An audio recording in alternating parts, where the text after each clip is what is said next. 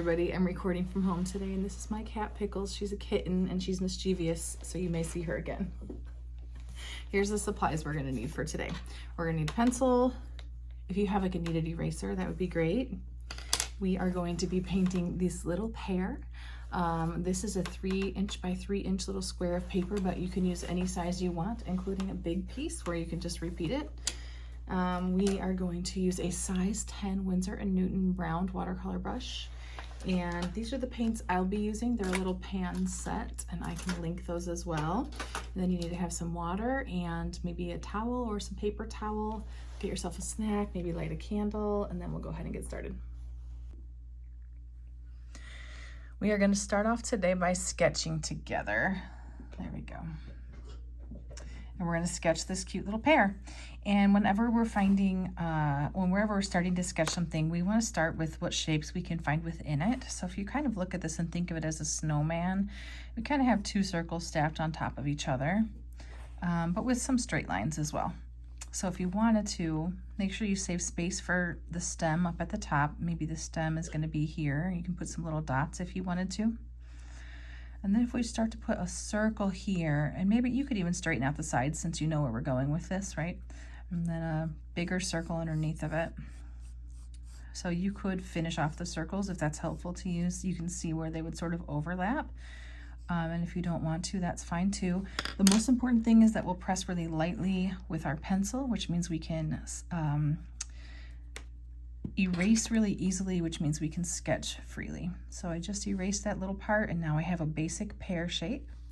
From the top center, maybe just a little bit in, I'm going to maybe put a dot here. Here's my other dot I already made, and I'll make a little curved line just to get to it.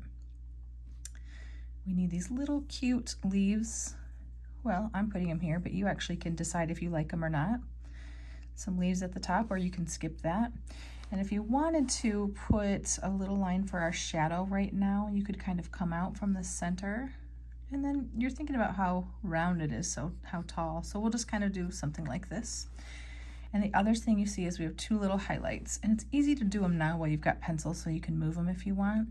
But if you look, we would be sort of like, this line would go straight, this line is curved, so we're going to sort of follow that curve. We won't get into like perspective too much, but some sort of a curve that maybe just think about following the rounded side. It does not matter, okay, but something like that's going to work out great. And for this, we're saying that the light source would be somewhere over here, so that we've got our highlights on the right and our shadow on the left. I'm going to just erase that, but that just gives you the idea. And now you're at the point where you can erase anything you don't like. And if you're finished with this, we'll move our pencil and our eraser out of the way, and we will start to talk about our paints. The first thing I just want to tell you is that the reason we're using this round watercolor brush is because it has the tip of the brush here. Let me get it to focus.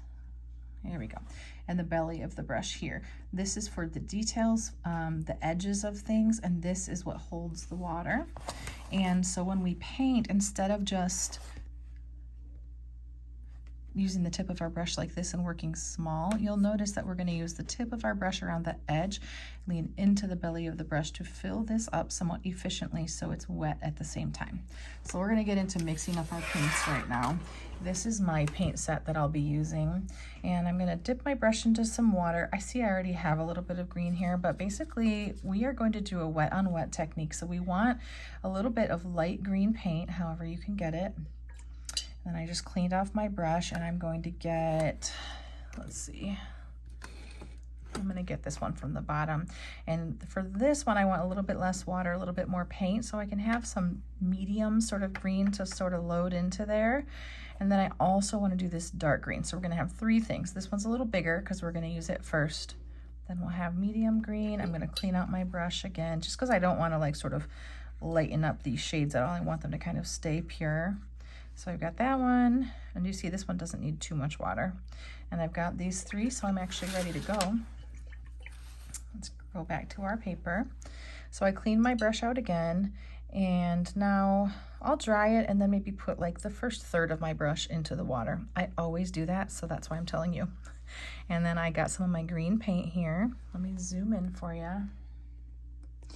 And we are going to fill the main part of the pear with our light green paint, avoiding those highlights. So you have to work around them. Look at how wide I went. Go light on the tip of your brush to avoid that. But now I can show you how to clean that up later too. So I did this somewhat efficiently so that you can see, let me see if you can see the light reflecting, that the whole thing is wet at the same time. Now I'm going to clean my brush and dry it on my towel, and I'm going to get into that medium green paint that I had created. And I'm going to take that, and since our highlight is on the right, that means this would be shadowed on the left. And do you see this? I'm just touching some of it in and really letting the water pull it. So I'm just touching it. I can even just dab it to the edge, but I want a nice, see when I pulled it straight, we got a nice clean line there. And I'm gonna let it pull it. Now I've got this even darker green. I'm not adding any more water because we had our water on the first layer. And so now I'm gonna touch this even darker green to this edge. I'm doing the left side and the bottom. And now we're just gonna let the water do the work. I'm just cleaning up my edge there. This is the hard part. A lot of people wanna blend it and mix it, but then you don't get these cool watercolor sort of tie-dye-ish lines. So at this point, I'm gonna let this dry. Even though I went over the edge, I'll clean that up. The tricky thing about cleaning it up is that you're putting down water right next to it, which it can continue to flow into. So in order to clean it, you would use a clean, dried brush and essentially just try to grab it and lift it up. Sometimes you need to wait till it dries a little bit more. So now I'll use just the tip of my brush into the water, and I'm gonna grab this medium green, and I want much less water so I have control. And I just have a little bit on here. I'll use the tip of my brush to just sort of quickly fill in this little leaf and this one here as well. Light on the tip of your brush. It's all about pressure. And at this point, we're gonna give it a quick little dry. So you can either wait to let it dry if you don't have something to dry it with. Otherwise, if you have a dryer or a little craft gun, that works great. And we'll dry it fully so we can move on. Sometimes we just cannot anticipate how it's going to dry, and this part had like a bit of a puddle that sort of moved and then dried on top. I think it's really cool. The two things that we have left, one is the little stem, and if you look at this one, you can see that as well.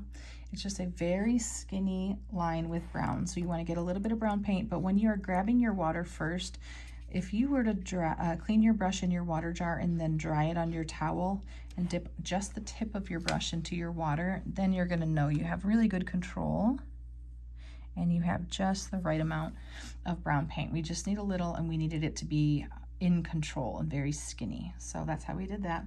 I'm gonna clean my brush now. And we didn't make a puddle for your shadow, but if you were to use a little bit of black plus water or two opposites on the color wheel, either way, and you just find some sort of neutral. It does not need to be black like this one is not. This has got more of like a blue, even a purple into it.